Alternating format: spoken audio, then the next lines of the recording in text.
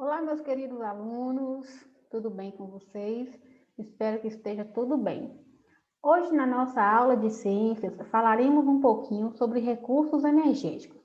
Posteriormente, estaremos falando sobre produção e uso de energia elétrica, mas, de antemão, vamos conhecer um pouquinho o que são recursos energéticos renováveis e não renováveis, trabalhar um pouquinho cada tipo de energia, cada fonte energética, para posteriormente falarmos aí sobre a produção e o uso da energia elétrica. Antes de começarmos a falar, gostaria que vocês refletissem acerca deste questionamento. Como seria a vida sem energia? Vocês já pararam para pensar como é que seria a nossa vida se nós não tivéssemos acesso a nenhuma fonte energética? Como é que seria? Nós somos totalmente dependentes da energia. Praticamente tudo que nós fazemos no nosso dia a dia está conectado aí a uma fonte energética ou necessitou de uma fonte energética para a sua produção. As fontes de energia, elas podem ser de dois tipos.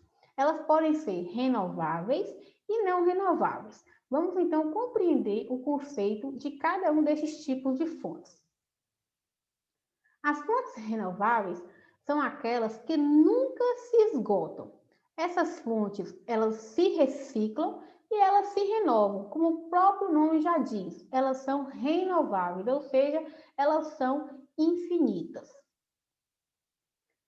Aqui nós temos algumas fontes de energias renováveis que existem. Você as conhece? Vamos então ver quais são elas. Temos a energia eólica, a de biomassa, das ondas, a energia hídrica, a fonte geotérmica, de marés, a energia solar. São alguns exemplos aí de fontes elétricas não renováveis. Ou, desculpa, são alguns exemplos de fontes renováveis. Vamos então agora conhecer o conceito de fontes não renováveis. Como o próprio nome já sugere, elas se esgotam e elas não podem ser regeneradas, ou seja, elas não se renovam na natureza, né, para sustentar o consumo. Vamos ver aqui agora alguns exemplos de fontes não renováveis de energia. Nós temos o petróleo, o gás natural, o carvão e temos a energia nuclear. Vamos conhecer um pouquinho sobre cada fonte não renovável. Vamos começar então a falar sobre o carvão mineral. O carvão mineral, a sua formação se deu a partir de restos de vegetais que viveram há milhões de anos. Esses restos, eles se transformaram em rochas, formando as jazidas de carvão. Mas para que isso acontecesse, foi necessário que este material fosse formado em condições geológicas específicas. E este é um processo que demorou milhões de anos para que acontecesse. Aqui nesta imagem, nós temos aqui, né, uma sequência mostrando como é que ocorre a formação do carvão mineral ou carvão fóssil. Aqui nós temos um pântano, vocês podem estar acompanhando a imagem, há 300 milhões de anos. Então, plantas aí com energia solar armazenadas morriam e caíam nos pântanos.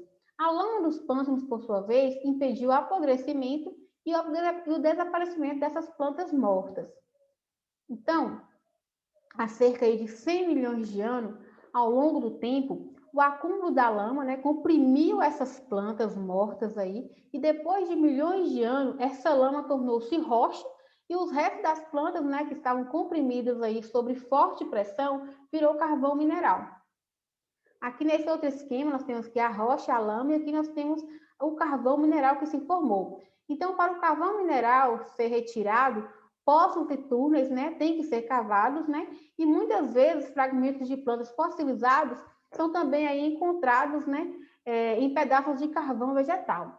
Então, esse processo, né, de produção aí do carvão é também chamado de encarbonização, né, e envolve condições biológicas e geológicas, né, específicas, como eu já havia falado aí para vocês, né? E para que ocorra também a formação do carvão, no carvão aí, é necessário, né, que esteja em uma região pantanosa, né, e também que tenha uma vegetação densa para que ocorra essa formação.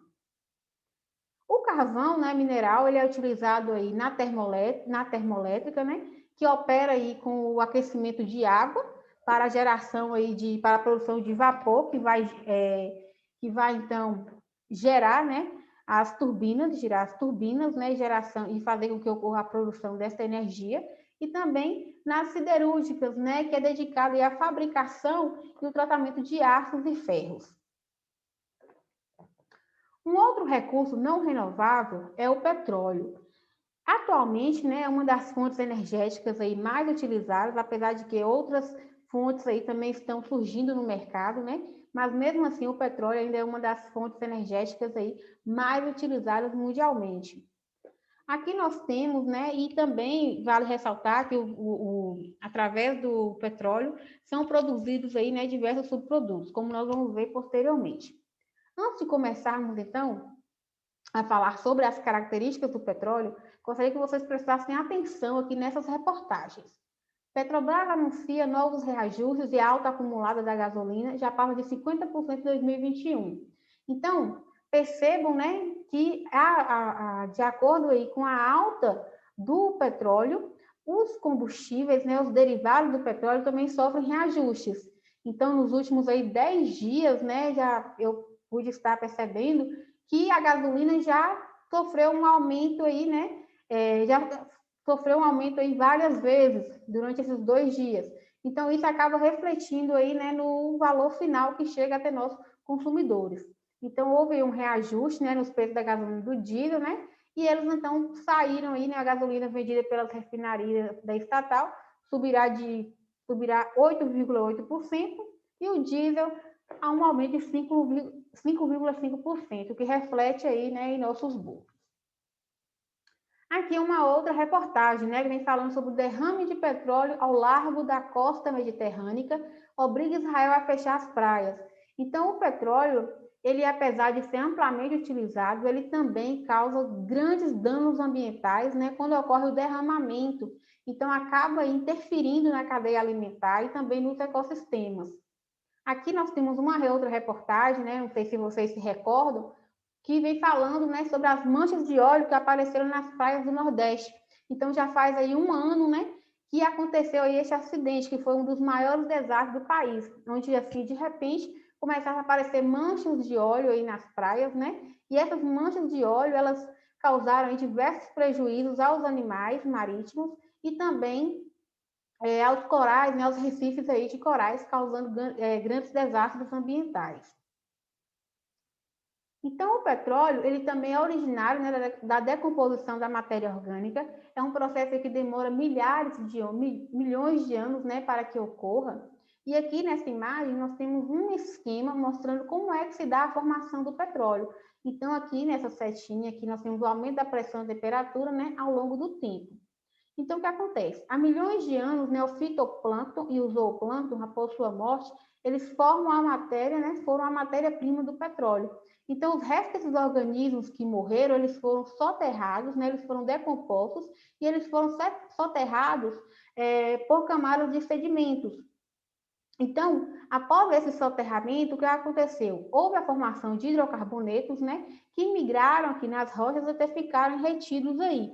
E o petróleo e o gás natural, né, os acumularam-se e ficaram retidos. Aqui nós temos uma plataforma de exploração do petróleo e do gás natural. Então, este é um processo, meus amores, que demora milhares de anos para que ocorra, ok? Então, não é um processo aí, um processo assim, instantâneo. Então, é um processo bastante aí demorado. Vamos então agora conhecer algumas características do petróleo. Ele é insolúvel na água, ele é um líquido viscoso e ele é denso que a água. Então, o que acontece? O petróleo, ele não se dissolve na água. E ele é denso, ele é menos denso que a água. Então, se ele é menos denso que a água, o que acontece? Ele fica ali, ó, flutuando, ele fica boiando ali sobre a água. Ele é composto por hidrocarbonetos, né? E também a sua extração pode ser terrestre ou marítima. E quando ocorre essa extração, então petróleo, né, ele vai passar aí, né, pelo beneficiamento, pela sua destilação, na torre de destilação, e esse petróleo, então, será transformado aí em vários subprodutos. Lembrando que o petróleo, da forma que ele é extraído, ele não é utilizado diretamente, né, no carro, por exemplo, né? É feito um beneficiamento para que, desta forma, seja extraído os subprodutos do petróleo. Então, do petróleo, nós podemos obter o GLP, o éter, a benzina, a nafta, a gasolina, o óleo diesel, óleo lubrificante, a vaselina, a parafina, o asfalto, o coque, e através também do petróleo, né, são produzidos subprodutos, como, por exemplo, a borracha, ele é utilizado em cosméticos, dentre outros exemplos.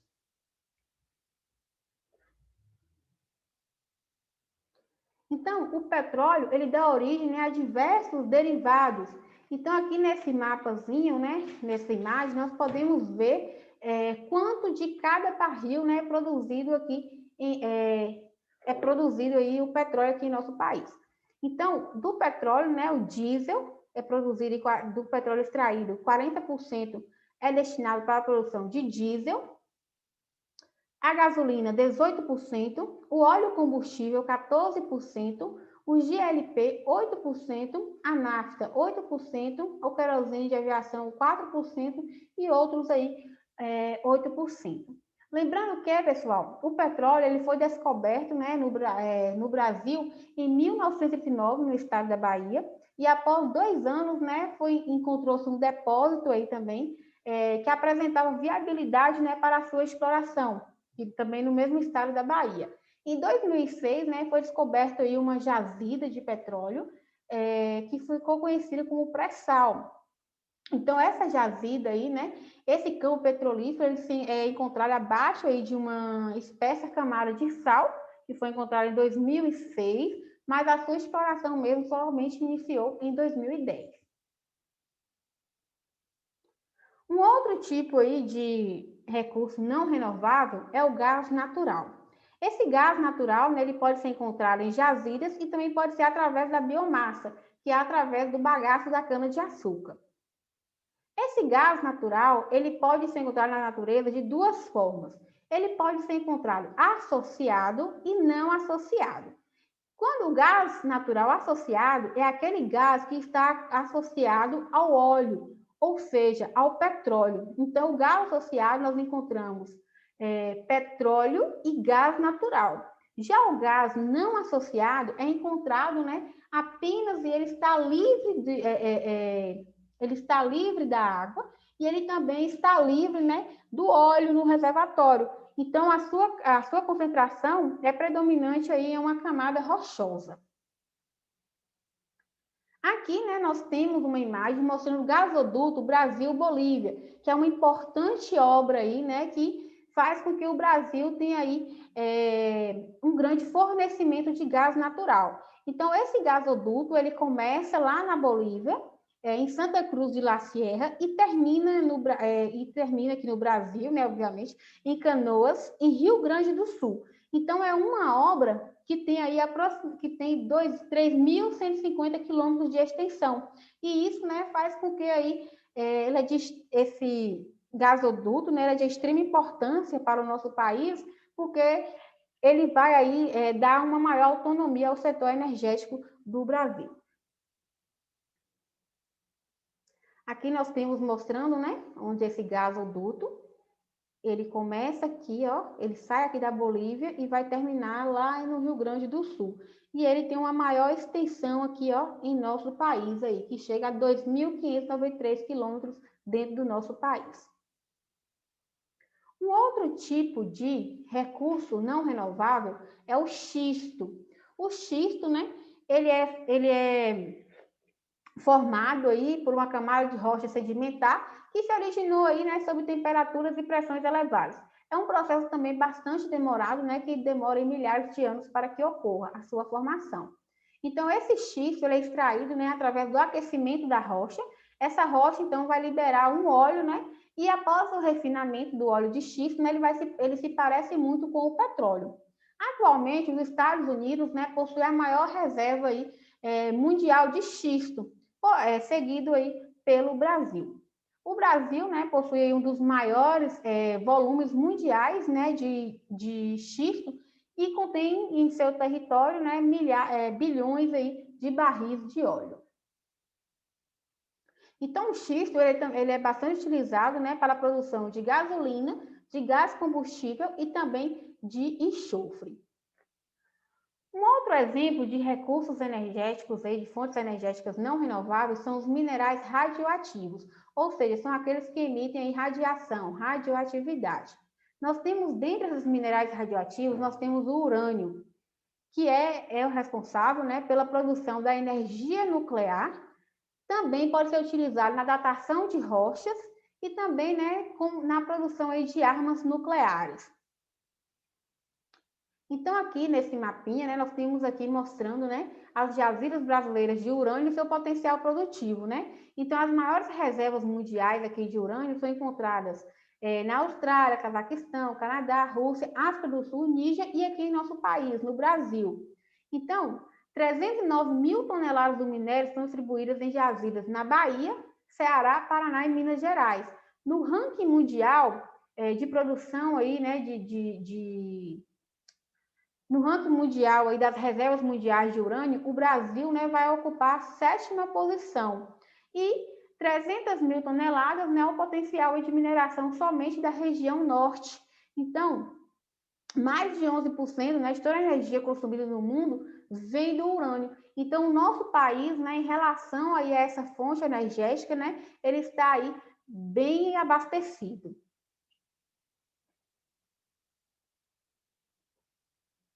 Aqui nós temos um detalhe, né, bem pertinho aqui da gente, que é a Estela Lagoa Real, onde há a extração aí, né, de uma jazida de urânio. Aqui nós temos, né, mostrando, aí uma imagem aqui mostrando, né, o local de extração aqui, onde ocorre a extração aqui do urânio. E um relatório do governo da Bahia, né, registra pelo menos 5 acidentes com material radioativo no ciclo anterior de mineração em Caetité, entre 2000 e 2014. Então, apesar de ser bastante utilizado, o urânio, ele oferece aí sérios riscos, né, quando ocorrem acidentes. Então, o que acontece? O urânio, ele é extraído, né, de forma aí, apesar de não gerar os gases do efeito estufa em sua extração, o perigo se encontra nos resíduos, né, de alta radioatividade e na possibilidade de acidentes, né, radioativos, que podem ser devastadores aí e causar imensos danos aí. Um outro recurso aí não renovável, né, é o tólio, que é um tipo de mineral, um tipo de metal, desculpa.